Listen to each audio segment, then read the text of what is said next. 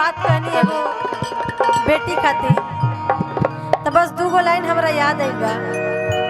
जे लोग बेटी के बोझ समझेला तो हम वो लोग से बस इतना कहल चाहब कि कोई भी अपन बेटी के बोझ मत समझे। काहे कि अगर उनका भी कन्यादान करे के क्षमता नहीं है तो हमनी के चाचा ऐसा बहुत लोग बा अभी दुनिया में जे 151 लड़किन के कन्यादान कर सकता। तो लड़किन के बोझ नहीं के समझे के। तो वो एगो लड़की जरा के गर्भे में मार दिहल जाता तो वो लड़की अपना पापा से कहतिया, भैया कि निर्दया पापा जी गर्भे में मार दिहला, निर्दया पापा जी गर्भे में मार दिहली, बेटी दुलरुई के आँखी की तरुई के, बेटी दुलरुई के आँखी की तरुई के सपना उजाड़ दिहनी, निर्दया पापा जी गर्भे में मार दिहनी,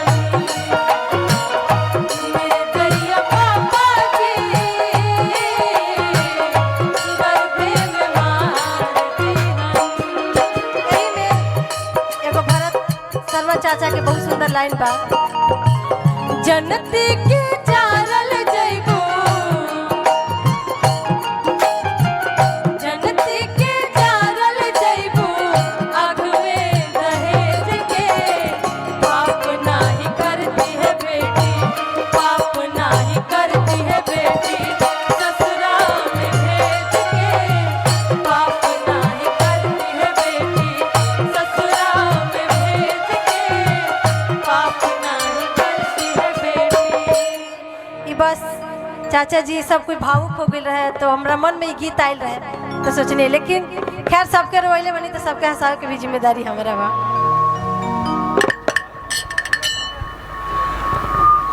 रोना नहीं हंसना है। एक बाप अपने बेटियों को हंसने के लिए कुछ भी कर सकता है, तो तुम लोग को रोना नहीं है। ये प्यार रुलाता है, दुख नहीं रुलाता है। बहुत सुंदर लाइन आपने बोल दिया कि घर में बेटी हो, जिस बाप की बेटी नहीं, जिस बाप की बेटी नहीं वो आज तरसता होगा कन्यादान के लिए। कन्यादान ही नहीं, उस बाप का जूता में हमेशा देख रहा धूला लगा ही रहेगा। बेटी है कि अपने बाप को सुंदर देखना चाहती है। सब बेटियां, मेरी जितनी बेटियां हैं, अब मेरे तो 11 बेटी है, एक का शादी हुआ, एक का शादी होने जा रहा है, 9 की बाकी है। 1100 है, लेकिन ये तो अलग से थोड़ी से संस्कार में आ जाता है। वो तो हर साल 100, 125, 150 होती है ना। इन सब बातों को लेके जो दहेज पर तुम गाती हो, जनती की जारल जयती, ये इस गाना पर बताता हूं कि हर बाप को ये समझना है, हर बाप को ये समझना है। मेरी बहू कहाँ गई? श्वेता या नहीं है? अच्छा, मैं तो चाहे जिस रूप में शादी ब्याह करता हूँ, बेटा का शादी 0 रुपया में किया था। 1 रुपया विदाई में हमको एक पैंट शर्ट सूट और 5,000 रुपये मिला था। लेकिन बहू नहीं मिली, एक बेटी मिली, और बेटी की जैसे वो मानती भी है, बेटी की तरह मानती भी है। इसलिए हर बाप किसी भी तरह शादी करके आए, वो बेटी बहू नहीं बनेगी, किसी दूसरे घर की बेटी बहू नहीं बनेगी, आपकी बेटी बनेगी। और आपको अपनी बेटी, एक बेटी को भेज के दूसरी बेटी को अपनाना है। ये सौभाग्य की बात है हम सबों के लिए। इस सब बातों को हम सबों को ध्यान में रखकर अब नचा दो बेटा, अब मत रुलाओ।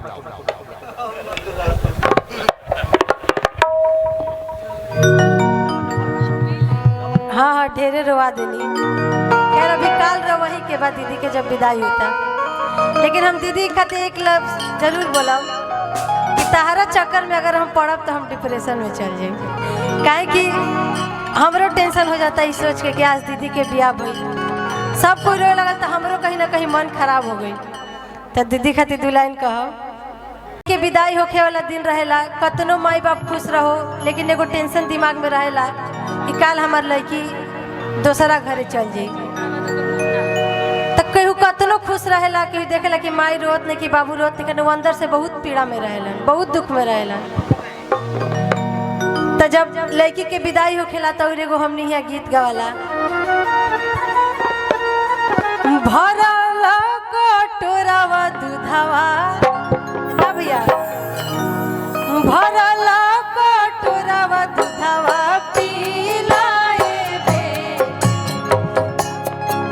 कटोरावा दूधवा पीलाए बे, भरल कटोरावा दूधवा पीलाए बेटी, काल दूधवा हो जाए सपनावाए बेटी, काल दूधवा हो जाए सपनावाए बेटी।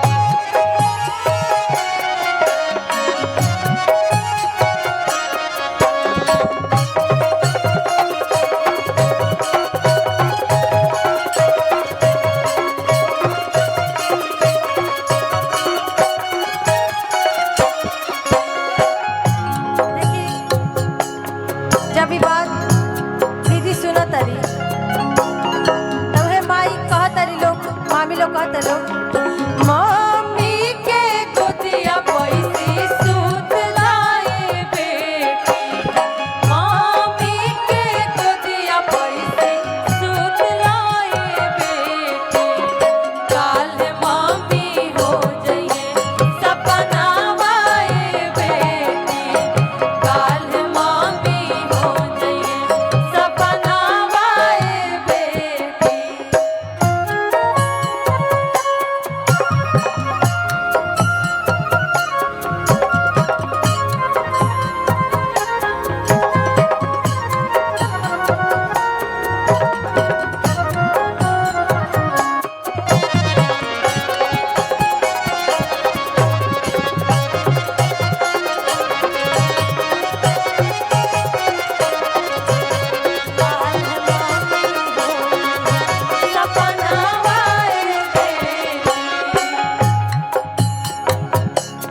घर में लड़की के बुआ से भी, मामा मामी से भी लगाव रहेला, मामी के गोदिया पैसी सूत लाए बेटी,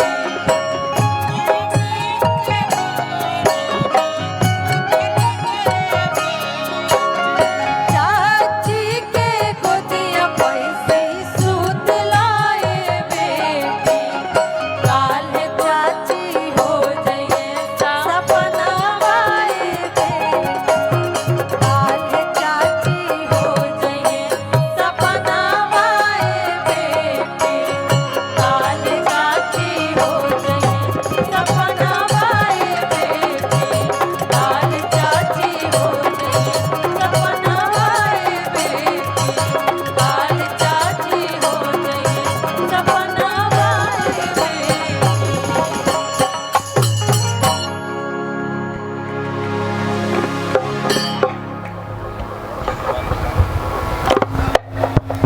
hello hello hello hello hello. शायद मैं बोल नहीं पाऊँ, सभी बेटियों के लिए मैं बोलता हूँ। एक बाप का दर्द, पापा आप ऑफिस जाओ तो अच्छा कपड़ा पहन